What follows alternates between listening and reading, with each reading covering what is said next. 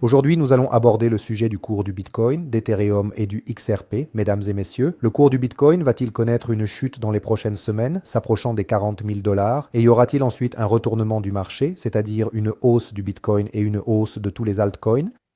Ou la croissance du marché crypto va-t-elle se poursuivre après les 60 000 d'aujourd'hui? Commençons par le cours du Bitcoin. Nous parlerons des événements économiques qui influenceront fortement son cours, positivement comme négativement, mais cela un peu plus tard.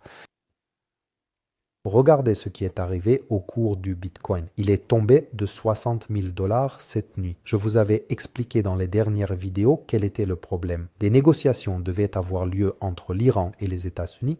Ces négociations ont eu lieu aujourd'hui et de nouvelles discussions auront probablement lieu bientôt.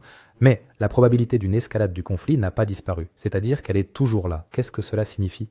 Que nous pourrions chuter non seulement à 55 et 56, mais qu'il pourrait encore descendre plus bas si cette escalade du conflit se produit, c'est-à-dire vers 40, 45 000 dollars, voire 20 et 30 000 dollars.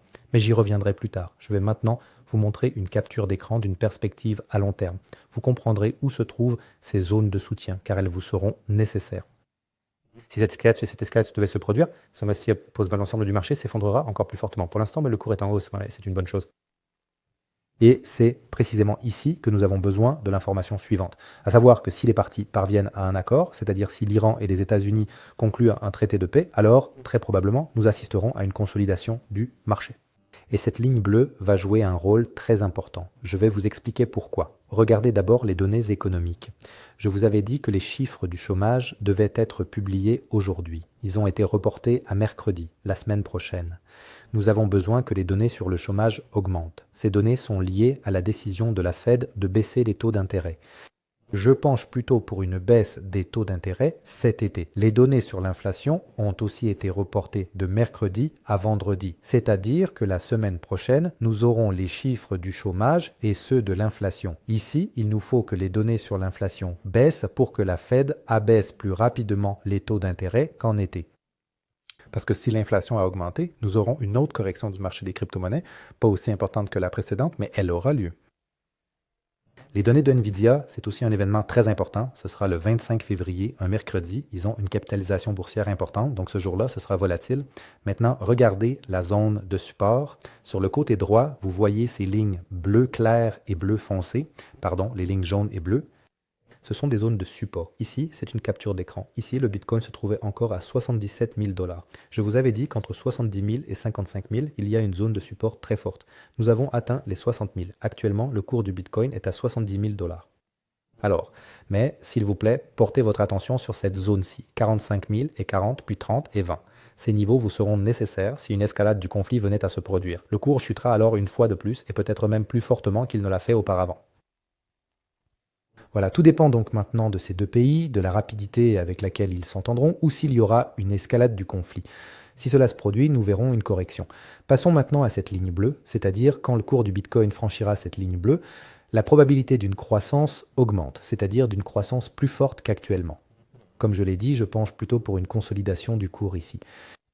Et si nous avons de la chance, au début du mois de mars, nous pourrions peut-être voir une percée de cette ligne ou bien à la fin de février. Voilà, c'est-à-dire il y a encore une probabilité de revenir ici.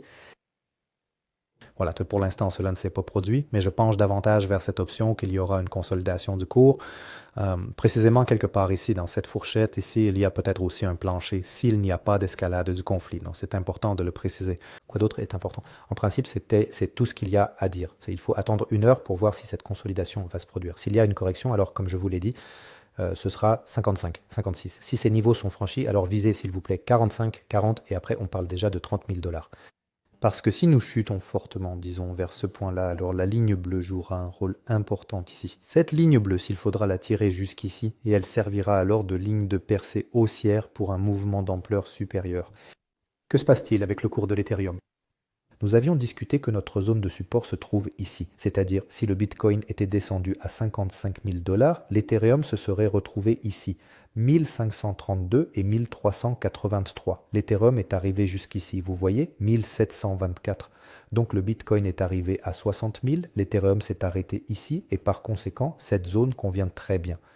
La seule chose, et je n'étais pas sûr s'il s'arrêterait ici ou là, à 55. Je vous ai dit deux zones, mais maintenant je peux dire avec certitude que c'est la zone supérieure en cas de correction à 55, 56 000 $.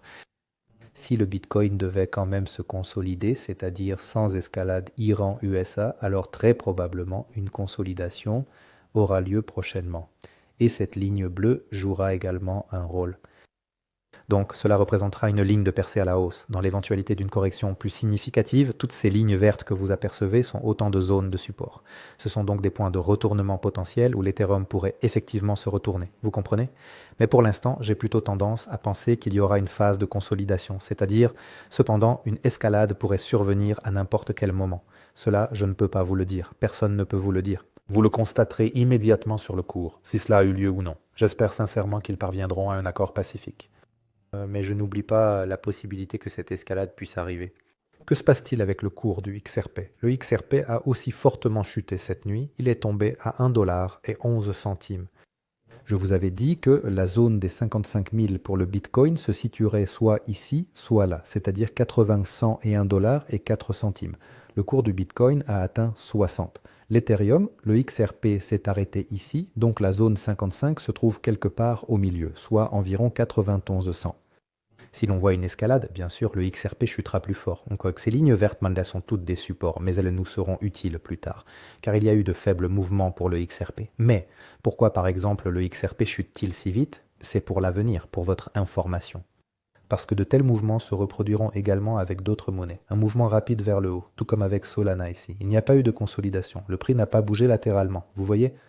Il n'y a pas eu de mouvement, et c'est pourquoi le cours chute si fortement, ce qui signifie qu'il n'y a pas de support ici. C'est à cela que c'est lié. De plus, pour le XRP, il est crucial de noter que ces lignes bleues joueront également un rôle très important. Vous voyez, quand le cours franchit une ligne bleue, il a tendance à monter. Et cette ligne-ci sera notre principale ligne de résistance, c'est-à-dire la ligne de tendance majeure qu'il faudra absolument franchir dans le futur. Observez bien ce qui s'est produit lorsque le XRP a franchi la ligne de tendance. Vous le voyez, il franchit, puis il est monté, un mouvement latéral vers le haut. Mais ce n'est pas un très bon exemple maintenant. Mais c'est beaucoup plus visible avec d'autres altcoins.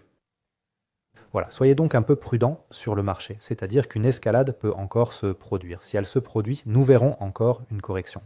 Je penche plutôt vers l'idée que nous aurons une consolidation du cours du Bitcoin et des altcoins.